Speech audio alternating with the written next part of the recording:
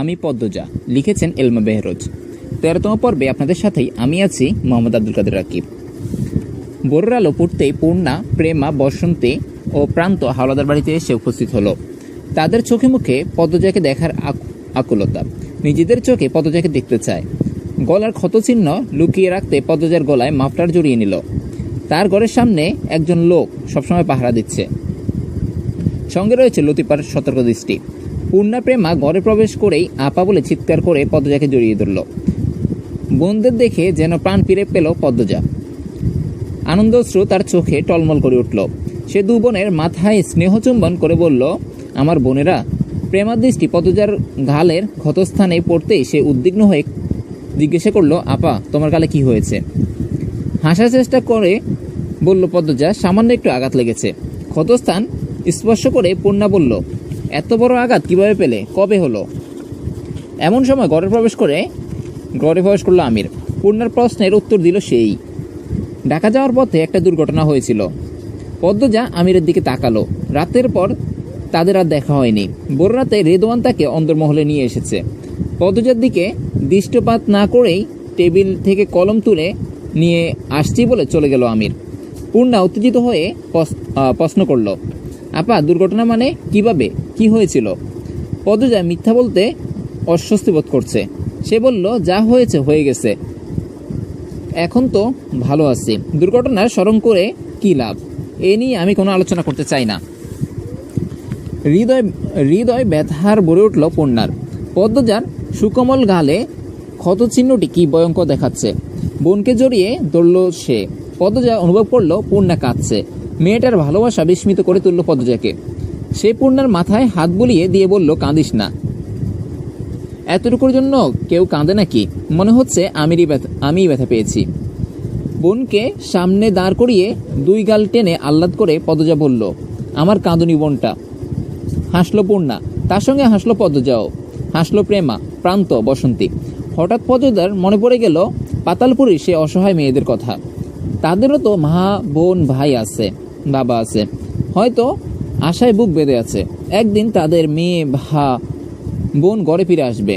বুক ছিঁড়ে বেরিয়ে এলো গভীর দীর্ঘশ্বাস। কোনো মতেই এই নিরীহ মেয়েগুলোকে কোরবানি হতে দেওয়া যাবে না। সর্বস্ব বিসর্জন দিয়ে হলেও সে তাদের রক্ষা করবে। দিনের আলো স্নান হয়ে আসার আগেই পূর্ণা, প্রেমা, প্রান্ত ও বসন্তী বাড়ি পেরে গেল। আমির ঘরে ঢুকলো। তার কণ্ঠস্বর কঠোর। দরজার কাছে দাঁড়িয়ে পদ্মজাকে উদ্দেশ্য করে বলল, কারো কাছে মুখ খুলবে না। বোনদের কাছেও না। নিজেকে সংযম রাখবে। কাউকে কিছু বললে তোমার বোনদের বিপদ হবে। বাইরে শান্টু পাহারায় আছে। বাড়ির গেটেও আছে 2 জন। তোমার পরিবারের ছাড়া আর কেউ যেন না আসে। পালানোর চিন্তা করলে সেটাও মাথা থেকে জেরে পেল। কথা শেষ করেই চলে যেতে উদ্যত হলো। আম্মার কাছে যেতে দিচ্ছেন না কেন? উনি অসুস্থ, আমি ওনাকে দেখতে চাই। আমি থমকে দাঁড়িয়ে বলল, বলে দিচ্ছি, যেতে দেবে। পূর্ণা, প্রেমার বিয়ে দিতে চাই। আমির ঘুরে দাঁড়ালো। বিস্ময়ে প্রশ্ন করলো, প্রেমাকে কেন? ভবিষ্যতে তার জন্য কি অপেক্ষা করছে সে জানে না। হয়তো মৃত্যু, নয়তো কারাগারের 4 দেওয়াল।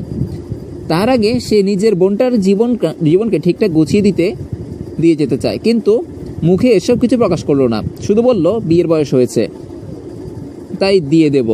তৎক্ষণাৎ আমির কিছু বলার মতো খুঁজে পেল না। কিছুক্ষণ পর বলল, মৃদুল আর পূর্ণাকে গতকাল সন্ধ্যায় মেলায় দেখেছি। মৃদুলের সঙ্গে কথা বলতে পারো? পদ্মজার চোখে বিস্ময়।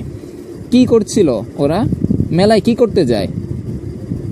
আমিরের ইঙ্গিত বুঝতে পেরে পদ্মজা বলল, ছোট ভাই, আপনার মতো নয়। তার কি নিশ্চয়তা আছে? মৃদুল আমাদের বংশের নয়, তাই আমার সঙ্গে নেই। বাইরে কি করে জানি না। পুণ্যের মতো মানুষের গ্যারান্টি তো আমি দিতে পারবো না। তার কথার জবাবে পদ্মজা কি বলল তা না শুনেই দ্রুত পায়ে চলে গেল আমির। ভাবনায় ডুবে গেল পদ্মজা। মৃদুল সুদর্শন যুবক। সে কি পূর্ণাকে সত্যি ভালোবাসে, নাকি শুধু বেড়াতে নিয়ে গেছে? একজোড়া যুবক যুবতী এমনি মেলায় যাবে না, তাদের সমাজ তো এমন নয়। পদ্মজা দ্রুত বেরিয়ে এসে আমিরকে ডাকলো। শুনুন। থমকে দাঁড়ালো আমির। পদ্মজা বলল, আমি ছোট ভাইয়ের সঙ্গে কথা বলতে চাই, সন্ধ্যায় কথা হবে। পরিণার শরীরের অবস্থা ভালো না।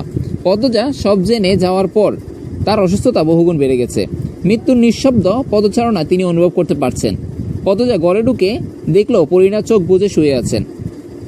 তার শিওরে গিয়ে দাঁড়ালো পদ্মজা, মৃদুস্বরে ডাকলো, আম্মা। চোখ খুললেন পরিণা। পদ্মজাকে দেখে তার বুকের ভেতর থেকে উঠে এলো তীব্র যন্ত্রণার ঢেউ। উঠে বসার চেষ্টা করলেন। পদ্মজা দৌড়ল তাকে। পরস্পরকে জড়িয়ে ধরে কাঁদতে শুরু করলো। পরিণা চোখে জল মুছে বলল, আজরাইল আমার ঘরে ঘুরতেছে, তোমারে না দেখে আমি কেমনে মরি কও।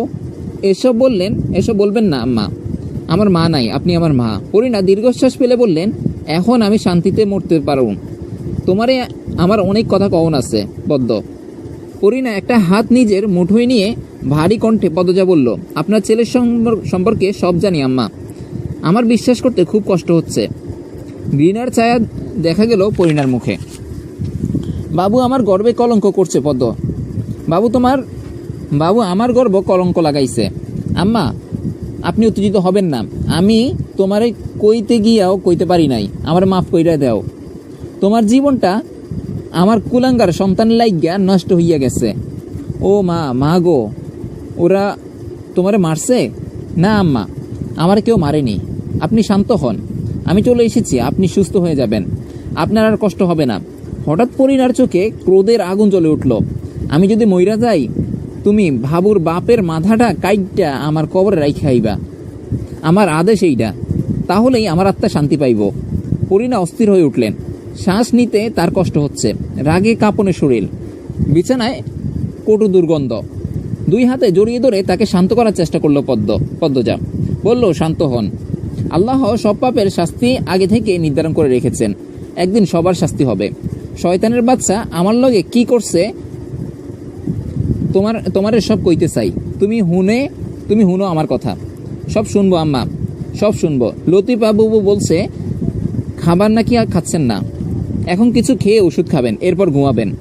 আপনার গা জ্বরে পড়ে যাচ্ছে, কাঁপছেন আপনি, একটু শান্ত হন। পরিণা আবল তাবল কথা বলতে থাকে, মৃত্যু যেন তার শিওরে এসে দাঁড়িয়েছে। পদ্মজা বিছানা পরিষ্কার করে তোয়ালে বিছিয়ে পরিণার শরীর মুছল, তারপর নতুন শাড়ি পরিয়ে দুইয়ে দাইয়ে ঘুম পাড়িয়ে দিল।